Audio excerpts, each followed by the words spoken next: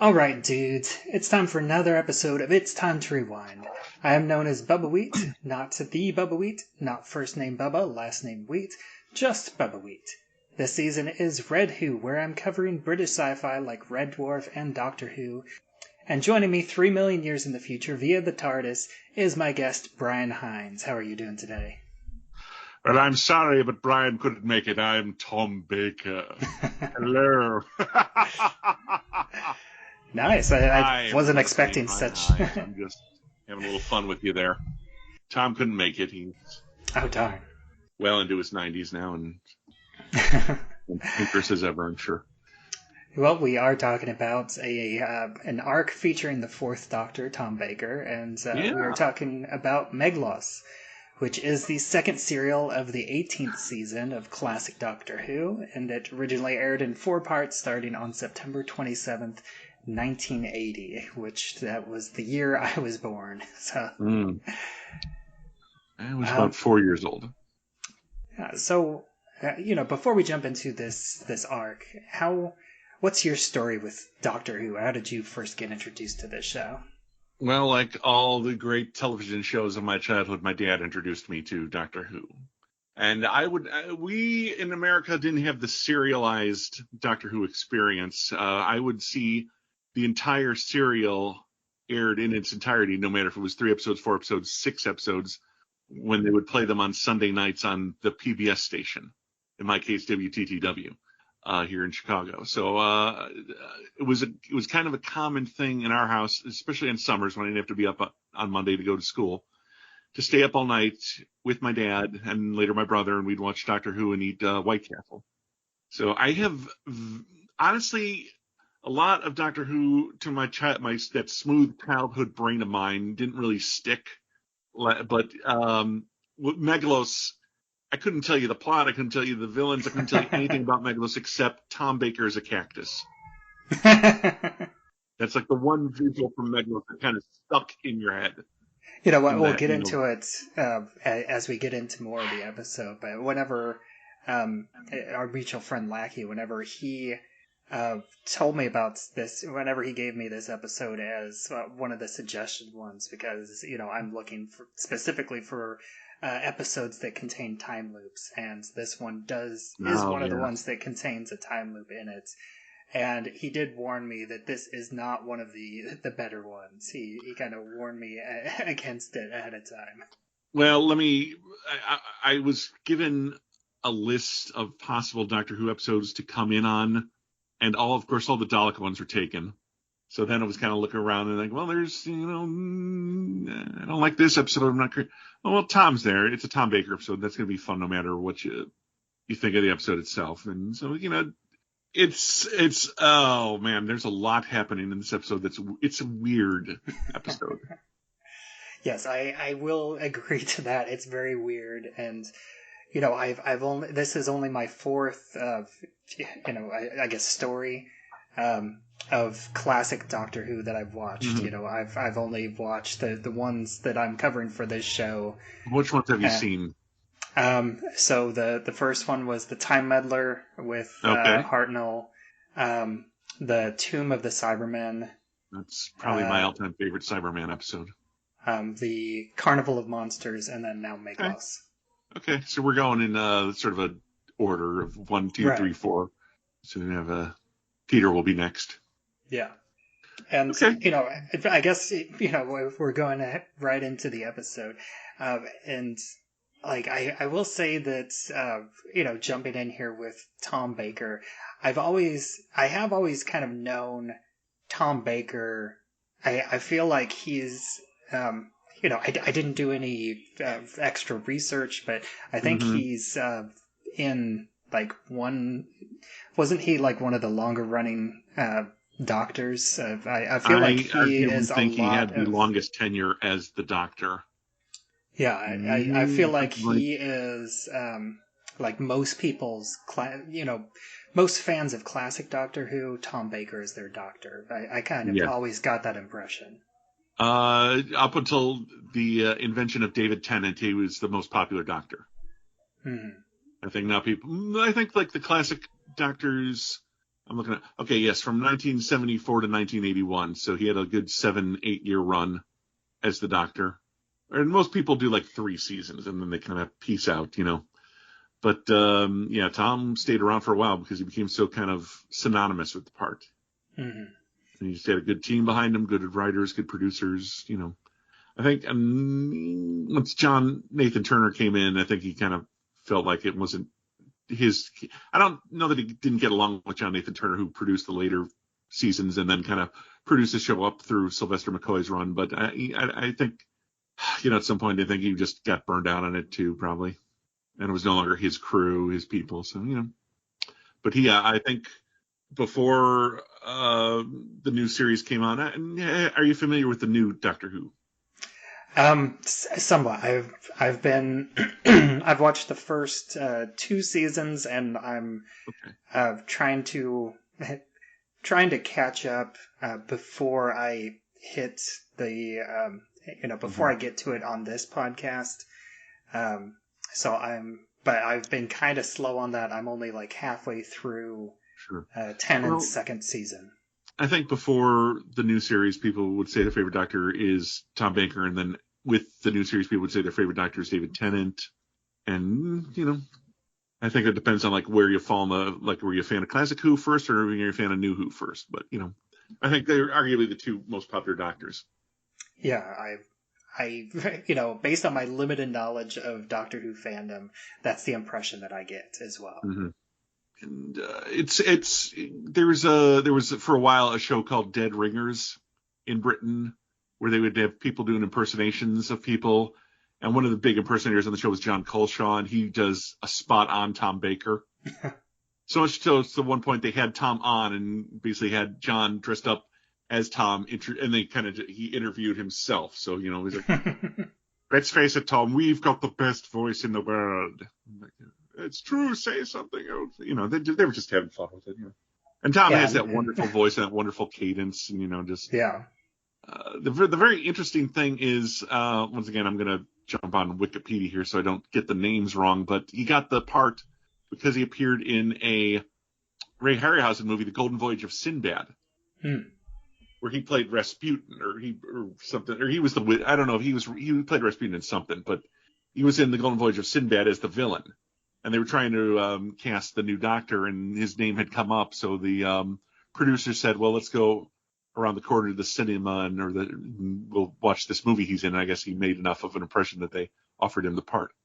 I don't know if this is maybe not the best episode in terms of Tom Baker as Doctor Who, because right. I will say that he didn't draw me in as the Doctor compared to the last 3 episodes that I watched. He seemed a bit more bumbling, and I think it wasn't helped that his companion is Romana, which I did just the bare minimum reading, but watching the episode, I got the impression that she was, someone much more capable than his typical companions.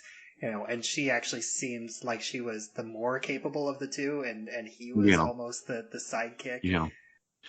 That was kind of the dynamic they had, and that's maybe not the best dynamic for the Doctor-companion relationship, because he previously had 3 humans, all, wonderful women, all good at different things.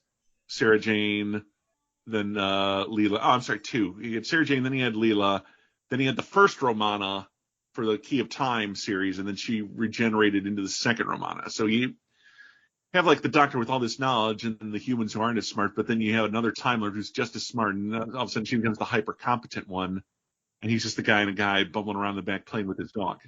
It's let her do the heavy lifting. I'll have the fun with Just based on this episode, I did not catch that she was another Time Lord. I did think that she was at least from the future. But then whenever I did read that she was a Time Lord, I was like, oh, that makes so much sense now. Right. And it was more like, I think she was supposed to be his apprentice and kind of picking, but like I said, at another point, she's the one in this episode running through the jungle, fighting the monsters, getting in trouble with the bad guys. And he's just kind of what do you mean I was here before? It's been 50 years. Your memory is wonderful. I think he was having a lot of fun this episode, more fun playing like Meglos than he was playing the Yeah. It's a double role for Tom in this episode. Yeah, and that part was a lot of fun. And I will say, even though I got the disclaimer that this is not one of the better episodes, I actually did enjoy this arc pretty well. Mm-hmm. I thought it was a lot of fun for the most part. Like, aside from, I didn't really get a feel for Tom Baker as the Doctor. Sure. But at this point, he's been the Doctor so long, I think the audience just kind of accepts that, he doesn't have to prove he's a Doctor. We know it. Yeah, but I thought that the episode as a whole was pretty interesting. I mean, the cactus as the villain is kind of silly, but once you get past that, the rest of it, I enjoyed the kind of also the bumbling, almost comic relief space pirates, I guess I would call them. Oh my God, those pirates! What was that? It became very obvious that most of the budget went to the makeup and the miniatures, and whatever they had left was like, just get some character actors in here. Well, they can. We had a bunch of British guys running around dressed like Mongolians, acting like they were space pirates. I mean, it was like.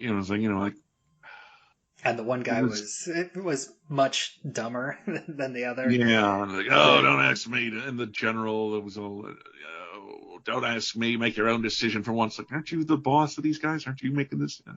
And he's obsessed with the Doctor's coat, and I don't know. Yeah, I love. I love that. I thought that was going on there. Fun. You got the power to destroy the world. Like, I just want the jacket. It looks nice. Although I did think it was funny that. Whenever the Doctor and Romana first land on the Tigella, the Doctor starts going the wrong way, and K9 starts going the right way. And again, that's kind of another one of those that the Doctor is kind of the bumbling fool moments in this a little arc. bit, yeah. And then his excuse is, well, I got confused because this planet spins anti-clockwise. Which Romana later uses when she's fooling the space pirates. The space pirates, when they think, you betrayed us. Like, no, I got it wrong because of the rotation of the planet. They're wrong. I don't know. They're like bumbling, cockney, working class kind of. I mean, I think it didn't read greedy space pirate. It kind of read more like, we're going to steal stuff out of a house that somebody left unlocked. I mean, the space pirates were probably my biggest issue with this story, in that they weren't really a threat to anyone. They're literally trying to break down this sliding metal door with a big piece of lumber. Yeah, I will say that was kind of silly, and how easily they got fooled and got hung up by the man-eating bell plants. Mm-hmm. And then the other thing, like, they had that laser gun fight between them and the Tigellans. Yeah. And I will say that one part that I really thought was kind of out of the blue and didn't really add anything to the story was when the religious leader woman, whenever she saved Romana from the random... Yeah, like what? Did she need a redeeming moment that badly? I mean, they did have... my life. Let's go. Yeah, they did have that weird moment. It's really like, I'm out of here. We got to go stop the bad guys. We can't really take time to mourn her. But yeah, they did have that weird moment, like the cliffhanger where they had the whole doppelganger, and she captures the Doctor while Meglos is running around looking like the Doctor, but then he's also looking like the Doctor, except Cactus Doctor. And the cactus doesn't have a physical body, so they bring him an Earthling for some reason. A man who looks like he's a banker or something, They never give him a name, or they never say why. It has to be someone from Earth, because I'm assuming they're billions of miles away from Earth, and Tigella is like on the other corner of the galaxy. But for some reason, they go to Earth and pick this guy up to use as the host body. And then when he transforms to look like the Doctor. He doesn't look like the Earth, or he does look like the Earthling at first. Yeah, he looks like the Earthling with the cactus vines. But then he decides he's going to be Tom Baker so he can fool the leader of this culture who's an old friend of the Doctor's. And this might really be one of the first times that we have, the idea, we have a story where, the Doctor has been here before, we just didn't see it, and they're old friends, and he's coming back to like a society he helped in an untelevised episode or something, Yeah, and there's also this weird... We're kind of jumping around the plot a little. Maybe we should just put it out for people that this starts out with an alien cactus hiring a bunch of mercenaries to bring in an Earthling so it can become human. It's on this dead desert planet with these giant polyhedron the 5 screens of Zulfathura. And then they go to Tigella, which has this powerful dodecahedron which powers their entire underground society. I mean, and it's literally like a 12-sided die. Yeah. Which I think is also the plot for Futurama Bender's game. Well, and I think it's also it also reminded me of the plot of Supergirl too. God. The 84 movie where they're in that their city that apparently is underwater, but and they have that power source, and then the Supergirl uses it and then ends up flying to Earth, and then everybody is going to die because they lost their power to their city. Right. And then, so the cactus wants the power source from this other planet, and the leader of the planet used to be friends with the Doctor, so he calls the Doctor to help him because he's got the religious sect and the scientific sect arguing too much, and needs the Doctor to kind of, their power fluctuations, so he wants the Doctor to fix it. So they trap the Doctor in a time loop. They trap the TARDIS in a time loop. Yeah, Meglos, and before the Doctor makes it to Tigella, Meglos and the space pirates, he traps the Doctor and Romana in a time loop that they call, let's see, what was it? Chronic hysteresis. It's a weird chronic hysteresis, yeah. And it's kind of crazy. I did like the time loop to a certain extent, but I think that they really were pushing it too much, because I do like how it starts with the buzzing of K9, because Romana is trying to fix K9, but I thought, the Doctor is walking around in the background and he trips over his apron on the floor, in a very it's a very obvious fake. Yeah. And it gets only more obvious after you watch it 10 times. Mm-hmm.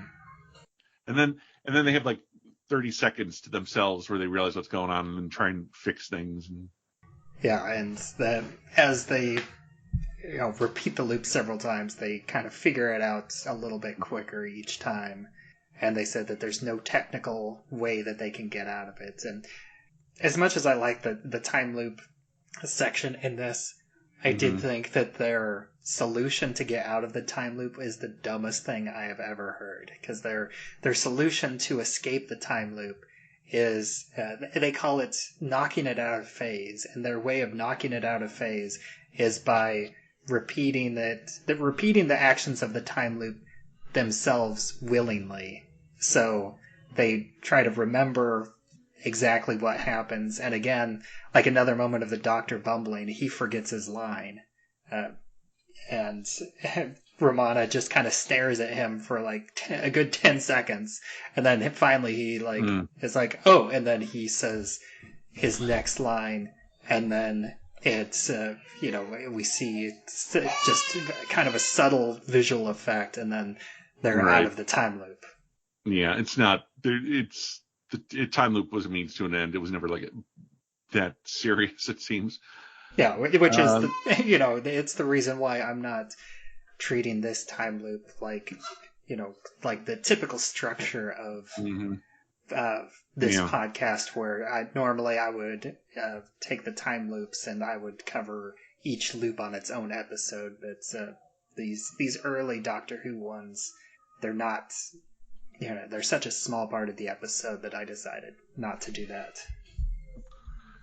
Yeah, well, it's not great. So, Cactus Doctor infiltrates the society, somehow shrinks the dodecahedron down and steals it. Yeah, he has this this device, which again it pops up like in the first episode because the the lieutenant space pirate, he tries to sneak it in his coat, and then Meglos says, before I work with you, you need to replace this dimensional whatever it's whatchamajigger, and so he puts it back on the countertop, and that's when they work together, and he uses that to shrink the dodecahedron down so he can take it with him. And his point of view is that this dodecahedron, they're using it, the Tigellans are using it to power their planets, but they're only using like 1/10 of its power. Right. So then the real Doctor shows up, but Romana gets separated. K9 goes in after her. She encounters the pirates, and they claim she has a spaceship they can steal, and they kind of are chasing her around the jungle for a while. Real Doctor shows up after the dodecahedron is stolen, and of course everyone on Tigella thinks he's a thief now. But it's that whole, like, what do you mean? I just got here. That. Basically, the bad guy strolls out the front door. He and the pirates take off. They eventually realize, oh, doppelganger. It's the only possible You're a time traveler. There are a million explanations. Maybe you could have come here earlier or later in your timeline. I don't. But somehow... I don't remember if that was one of the ones that he suggested. They were like, none of them were time travel related, even though he's a time traveler. None of the possibilities of like him coming back in time from his own timeline, which, like, you're a time traveler. Shouldn't that always be forefront at your possibilities when you encounter yourself? I mean, that's every multi-Doctor story arc is some weird time travel thing. Whenever he meets himself, it's always because of some time loop or something, You're doing the 5th Doctor, the 5 Doctors next?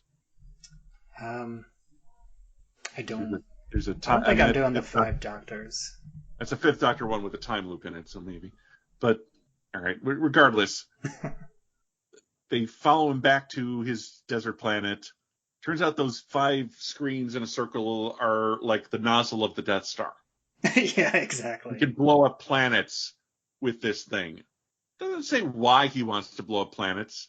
Doesn't have some particular hatred for some race and wants to wipe them out. The pirate just suggests, let's destroy the planet we were just at. I hate them. Yeah, Meglos is like... They killed half my crew. What, 3 people? I mean, he doesn't have a very large crew to begin with. And it's not like it's him, his lieutenant, one other guy. It's like him, his lieutenant, and 3 other guys. He doesn't count himself and his lieutenant as part of the crew. Yeah, we can destroy any planet that we want, and then he gives it to the space pirates, and they're like, well, let's destroy Tigella. Well, that's convenient. And by the way, the human is still in there, and he's trying to fight the Meglos and get control of his body back. And occasionally they do like that split screen thing where they're tearing each other apart, and Meglos has to grab him and pull him back in. Which that's like, it was a weird story beat, and it never amounted to anything. It's not like the human did that at the right time in order to save the day. It's just something that happened 3 times and had no effect on the story whatsoever. Right. Other than, I guess, to show that that the human is still alive and they're not. They didn't kill this isn't like a. This isn't like a Tuvix situation for people that know Star Trek Voyager. That was the tar creature that killed Tasha Yar, right?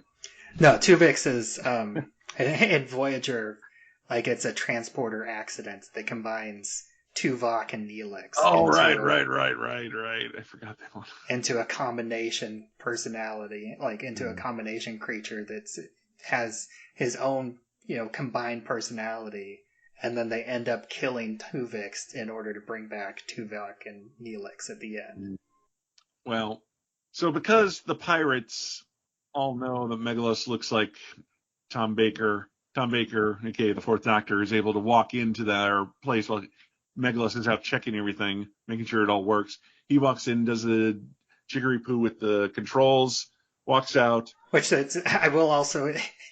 this is one of those episodes or, story arcs that I definitely enjoyed it while I watched it, but I can see why some people don't like it because it is very easy to pick apart. Because I feel like most of this discussion is us picking apart the story. Well, let me put it this way. I rewatched this for the first time in a long time this week to get ready for this episode. And then just before we signed on, I checked out the Wikipedia page, and I got a more concise story out of the Wikipedia page than the 2 hours of Doctor Who I watched. I had an easier time understanding the story from Wikipedia. I have mentioned it, in all the previous ones, but once again, I do think that watching it in the serial format benefits, because I did watch this over the course of 5 days. I took a 1 day break in there, but I didn't watch any more than one part per day. Mm-hmm. And then so then I don't even remember how they beat Meglos. Yeah, honestly, I kind of don't remember that either because I know. But eventually Meglos leaves the Earthling, and this like green bag gets drug across the floor, and that's supposed to be him. He's not quite a cactus. He's not quite a human anymore. He's just like a green blob.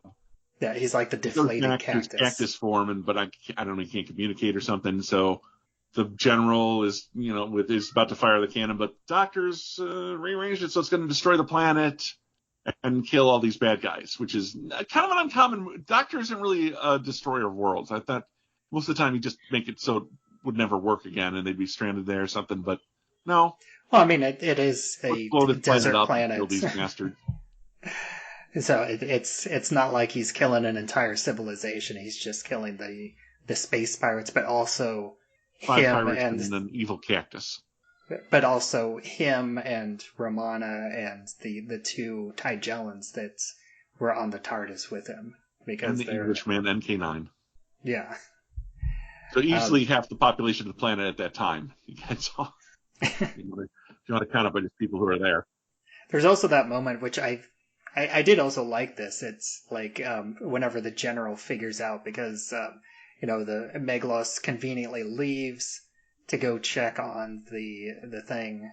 And he leaves his jacket behind. I thought there should have been a moment where Tom walks in with the jacket and then quickly sees it lying there and quickly takes it off before they see him. But no, he saw him out there walking with his shirt on. Yeah, he's like, oh, he's in shirt sleeves, so he takes his coat off.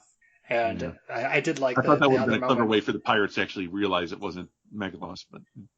Well, I mean, the general did figure out that it wasn't Meglos, after, a little bit too late because the Doctor had already done his adjustments on the board, and he's kind of acting a little bit weird, and then he leaves, and then one of the random space pirates that the Doctor, the real Doctor had run into outside, he comes in and brings in the Doctor's coat, and then the general figures it out, oh, something's going on, to go arrest them, go get him. Mm-hmm. And then the Doctor kind of goes around a corner, and then Meglos comes back, and then the pirates punch him in the gut, and the Doctor's like, oh, I'm glad that wasn't me.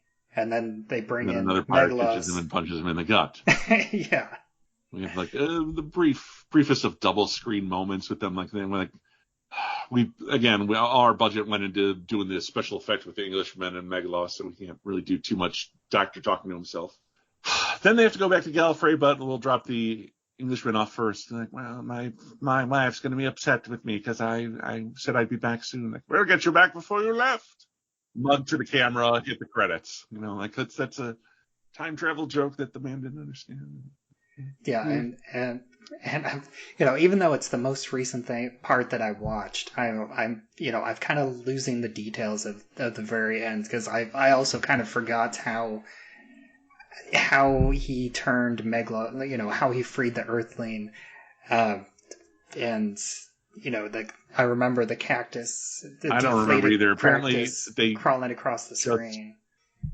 He didn't free the Earthling. The Meglos just left the body to go back to its control room and try and, because of the fact that he had aimed the weapon at the planet that they're on, and then right, and then all the good guys get in the TARDIS, and then as the space pirates are doing the countdown because they're kind of unaware. And then there's the moment, it's like they're counting down with less than 30 seconds, and the TARDIS is kind of whooshing, but it's not disappearing. Lieutenant started like doing a countdown, and it's like, well, it's going to take 10 minutes. No, he says 2 minutes. Like he starts counting at 60. It's a short countdown, and they said, no, it's going to be much longer than that. I mean, there were a lot of like jokes that kind of fell flat. Like, I have to. Or they're thinking, you don't want to die when we take off. Close the door. Close the door of the spaceship. Meglos says, well done. And I like that. Feels like a Tom Baker ad lib there. Yeah, and like I remember the end is almost like a not a cliffhanger, but it's like a race against the clock where the TARDIS is whooshing, but it's not disappearing yet as the timer's counting down. Fast enough, they're having trouble with it. Because the TARDIS is notoriously unreliable when it comes to dramatic moments. It's got to break down just in time for us to sweat for a minute that we're going to get blown up. And then we also get lines from Meglos and the space pirates saying, "Oh, you got to turn it off. It's going to destroy us." And what? And then it cuts away, and we don't get a resolution. Like we don't get a definitive. Did they turn it off? But we also don't get a definitive. Too expensive planet blowing up either.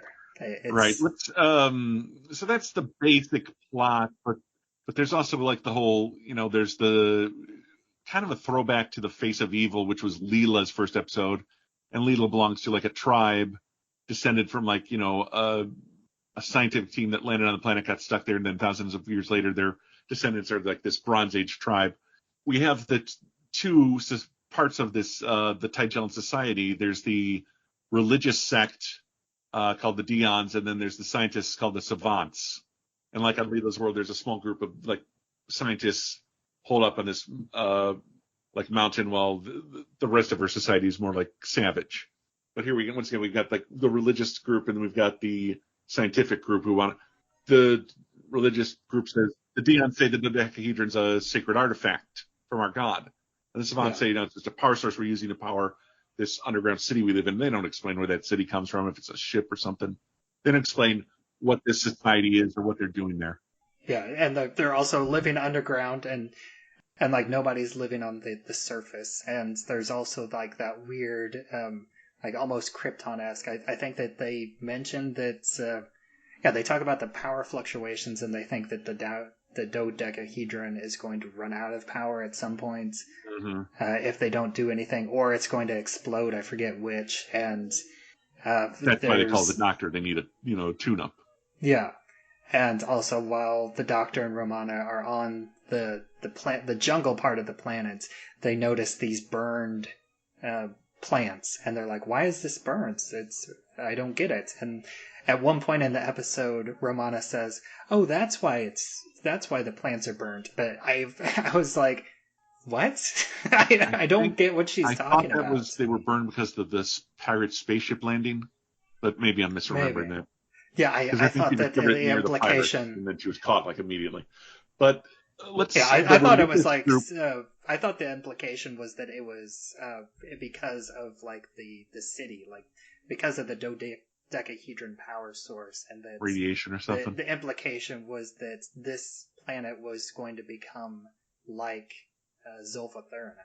Yeah, well, they're told they can't live on the surface for some reason. I mean, we never get a good explanation about this society, but Lexa is the leader of the Deons, and she's kind of like the secondary antagonist. She's the one who doesn't want. Well, the Doctor can't come see the dodecahedron unless he swears loyalty to our god. And the Doctor would never do that. Meglos comes in. Oh, I'd be happy to. But that's Barbara Wright, who played one of the very first companions on the first Doctor. She was Barbara. There was Ian and Barbara were the two doctors, were the two teachers who follow Susan into the TARDIS and then kind of get lost in time and space. And so this is the first time, maybe the only time, where a companion has come back but played a different character. We've had actors play characters and then get cast as companions, but I can't say other than this that there's ever been a companion who came back and didn't play their previous character. They played a whole new character. But yeah, this was Barbara Wright, and this came out in what year was this? This is 1980. Yeah. Unfortunately, she passed away in '93, but she was arguably one of the first companions. I mean, I can't say she was the first female companion because she shares that with Susan Foreman, the granddaughter played by Carol Ann Ford, but she was the first female human companion and a very important part of Doctor Who history. So she'd been retired for a while, and then when her kids were growing up, she kind of got back into acting a little bit. So she returned to Doctor Who, and I think that's kind of neat. Yeah, I also thought it was kind of interesting that the very end of the episode, going into the next story arc, is that they got a message that they need to return to Gallifrey. Mm-hmm. Mm-hmm. Which is also when they wrote Sarah Jane Smith off, he got a message he had to go to Gallifrey, so he couldn't take humans with them, so Sarah Jane had to go. So that's a well-established plot device at this point. Oh, that's interesting. So Sarah Jane was the companion before Romana. She bridged she was the third Doctor's companion, and then he regenerated, and she stuck around for a year or two with fourth Doctor. Then he picked up Leela, who was the Savage, for about 2 years. Then it was Romana number 1 for the Key to Time, and then that actress didn't want to continue, but they wanted to keep Romana, so since she was a Time Lord, they just regenerated her. And actually, Lalla Ward, who plays Romana, was on a previous episode with the first Romana. She played like a princess or a queen on some world. And so when she regenerated, like, well, I rather liked that look she had. Like she took the physical appearance of someone else and used that for her regeneration, which is then referred to in the Peter Capaldi era, which I won't spoil anything for you, but I'm a little. It gets so convoluted. There's so much history. Yeah, I am just a little disappointed that I kind of skipped over the entire Sarah Jane era because I did watch the Sarah Jane Adventures. Oh, well, that was a good show. I keep getting away from this point. Lexa, the leader of the religious sect, she makes the Meglos swear loyalty to the dodecahedron, then goes missing, and she and a savant who aren't supposed to be there kind of go in, look around. It's not here. The Doctor shows in, and instantly her solution, well, we got to sacrifice the Doctor. We got to kill him. It's the only way to make our gods happy and get the dodecahedron back. That is a pretty big jump from worshiping a giant 12-sided die to murdering somebody in the hopes that it'll come back. I mean, they don't seem like a bloodthirsty society. There's not like a history of sacrificing, as far as I know. But they did have this. He just says this great setup already with the 3 ropes. Drop a giant rock perfectly on the set up. Yeah, perfectly set up for a cliffhanger. Which this I think was the cliffhanger going from the third to the final episode. Right. They're not going to slit his throat. They're not going to poison him. It's not going to be, it's not like the Aztecs, which was actually Barbara Wright's favorite first Doctor episode. They're going to haul this giant rock above the platform where the dodecahedron was. They're going to tie it up with 4 ropes. They're going to burn 1, 2, 3, and then the 4th rope will burn. Doctor's grape jelly. Yeah, and jump. God. And once again, showing the budget, the restraints of the budget, like as the first 3 ropes are burned through, there's absolutely zero impact on the hanging stone. It's like there's zero movement. It doesn't. Yeah. But it's again, we know so little about this society, but still, it's just like it's gone. Kill him.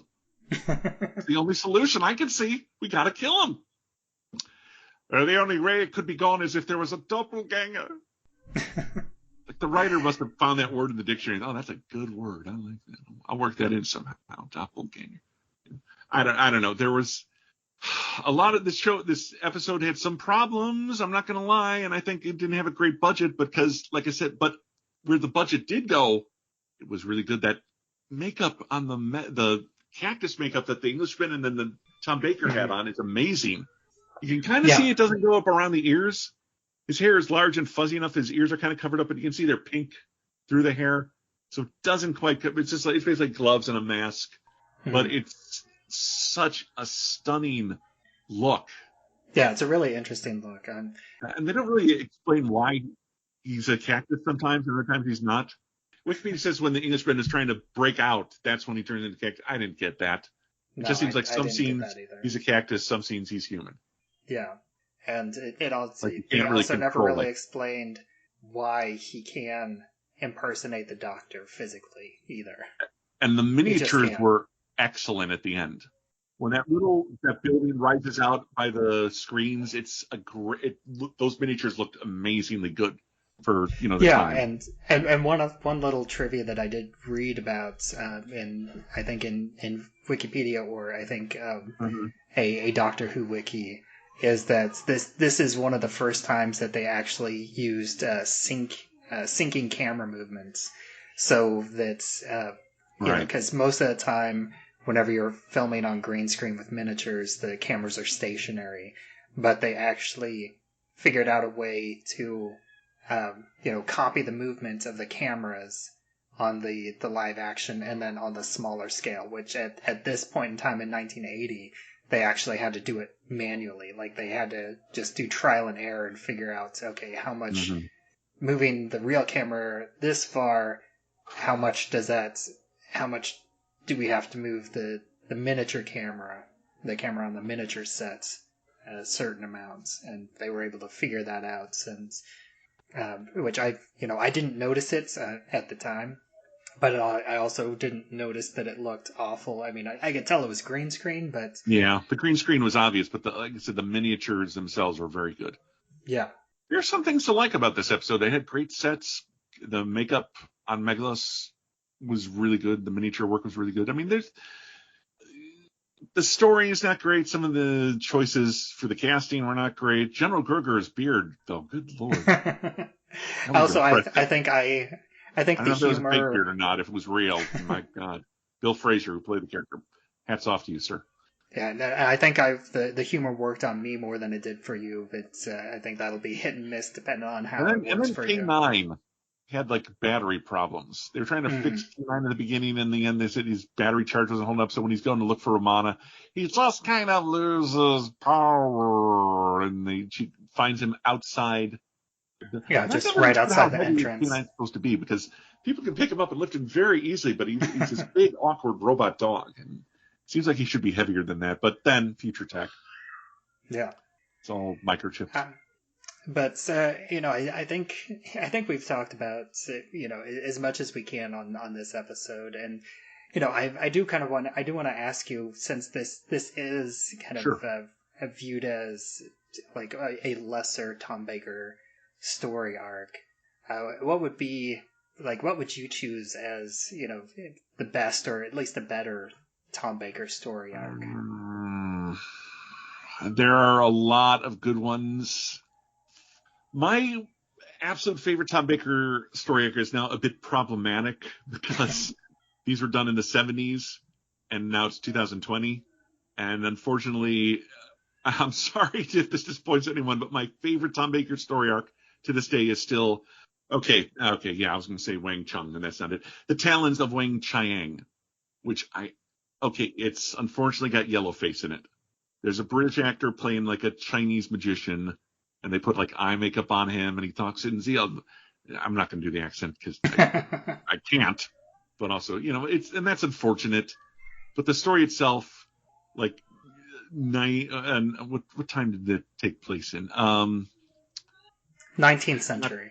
Like early London. There's like Chinese triad gangs. There's an out-of-time warlord. There's a magician with psychic powers. We've got two of the greatest all-time supporting characters introduced in Professor Lightfoot and Henry Gordon Jago, who eventually got their own spin-off series at Big Finish for a number of years before one of the actors unfortunately passed away. It's got Leela trying to fit into proper society in England. It's got the Doctor doing Sherlock Holmes, basically. And it's got the scariest monster of all time in Mr. Sin, an evil ventriloquist puppet. This thing scared the hell out of me when I was a little kid. This was my pull the blanket over my head moment. And it was played by Deep Roy, who many of us know from like the Johnny Depp Willy Wonka. Yeah, Charlie and the Chocolate Factory. In that one. He was also in Big Fish with Tim Burton. I mean, Deep Roy's been around forever, but he played that character in this. And it's, as I said, the yellow face is unfortunate. There's times where they fight with some of the Chinese triad gangs, and they're obviously wearing like plastic masks over their face. It was a product of the times, like I say, it was done in the 70s. But it is, if you put that aside and just try and enjoy it as a story, it's still one of my favorites. But there's so many other good Tom Bakers. There's The Deadly Assassin, I believe. There's, of course, Genesis of the Daleks, Pyramids of Mars, which just recently came back on the current series of Doctor Who.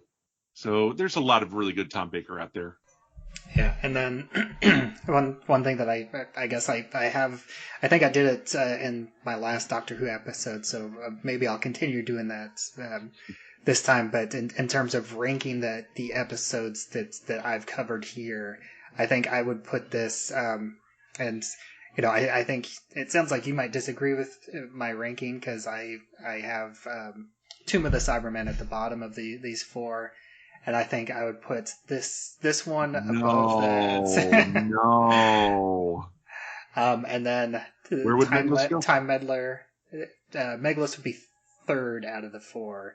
And then Time Meddler is number 2, and Carnival of Monsters has been my favorite of these four so far. I haven't seen Carnival in a long time, so I can't argue about that. But I'll just say I have to. Tomb of the Cybermen is the quintessential Cyberman story. I think it's so many other ones were based on that. They're finding the Cybermen, they're coming back to life. And Patrick Troughton is my favorite Doctor. The second Doctor is my favorite. I mean, for a number of years when I hosted my review show for Doctor Who called You Know Who, I started out doing reviews, then I changed myself and I stopped being the last angry geek on that, and I became the reviewer. And I had this Beatles wagon, the check, and I'd become the reviewer, who is very, very much based on the second Doctor. Jamie! Oh, crumbs. That didn't annoy my fans enough. Then I went back to just doing then I did reactions for a while as myself, and now I'm back to doing reviews. So if I haven't annoyed you so much with my forgetting the name of Tom Baker serials, come to my channel. It's called The Last Angry Geek, although that's not the name I use anymore. That's but I still do my show, You Know Who, where I review the current Doctor Who season. I'm always behind on it. I don't deny that, and I'm currently working on The Legend of Ruby Sunday, which is the first of the 2-part finale for the current season. But I hope that it'll be up in a few days. And I'll also have links in the show notes that will direct you to that. But thank you so much for joining. Don't listen to this man. The Cybermen is wonderful. But thank you so much for joining me. Okay. And, this would normally be the time whenever I would offer you the chance to do your plugs, but you got ahead of me on that one. I've already plugged myself. I don't leave that to chance anymore. All right, but again, thank you so much. And I have been Bubbawheat, and you can find me on all social media where I'm at Bubbawheat. You can find this show, It's Time to Rewind, on all the available podcatchers. We also have a Facebook group, It's Time to Rewind, a time loop group, and you can join that to discuss time loop movies, TV shows, as well as the episodes as they come out, and be informed of what I'll be covering in future seasons. And until next time, smoke me a kipper, and I'll regenerate before breakfast next week. Fish fingers and custard.